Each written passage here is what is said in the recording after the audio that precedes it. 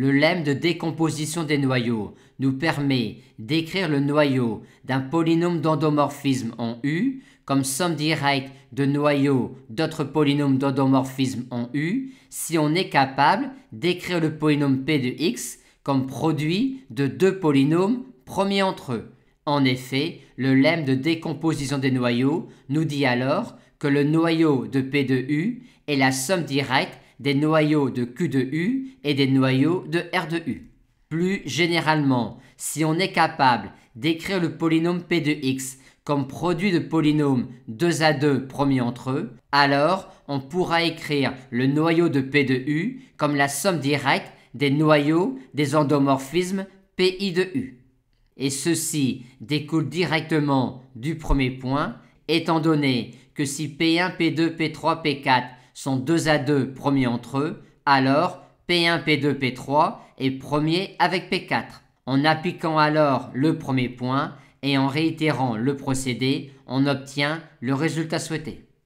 Signalons un cas particulier très important d'application du lemme de décomposition des noyaux.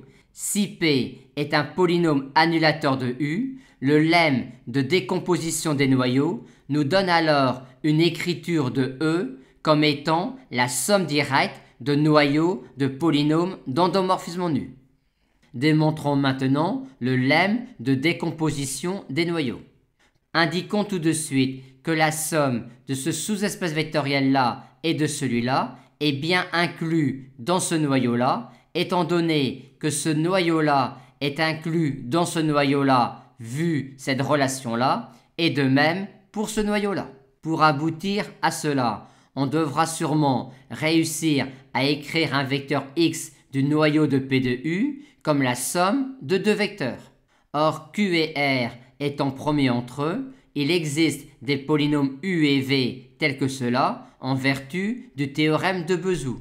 Et si on évalue cela en l'endomorphisme U, on obtient cela. Et si ensuite on applique cela à un vecteur x quelconque de E, on obtient cette décomposition-là valide pour un vecteur x quelconque de E. Et maintenant, c'est gagné. On a tout de suite que ces deux sous-espaces vectoriels-là sont en somme directe. En effet, si un vecteur x appartient à ce noyau-là et appartient à ce noyau-là, on en déduit alors que x est nul.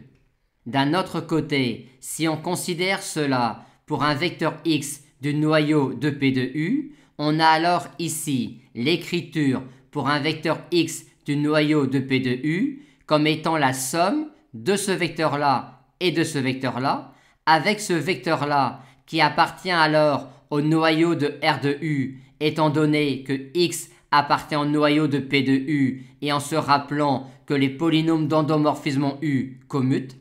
Et on a alors, pour les mêmes raisons, ici un vecteur du noyau de Q de U. Par conséquent, cette écriture-là nous donne la décomposition pour un vecteur x du noyau de P de U comme étant la somme d'un vecteur du noyau de R de U et d'un vecteur du noyau de Q de U. On a donc finalement bien montré que ces deux sous-espaces vectoriels-là sont supplémentaires dans le noyau de P de U.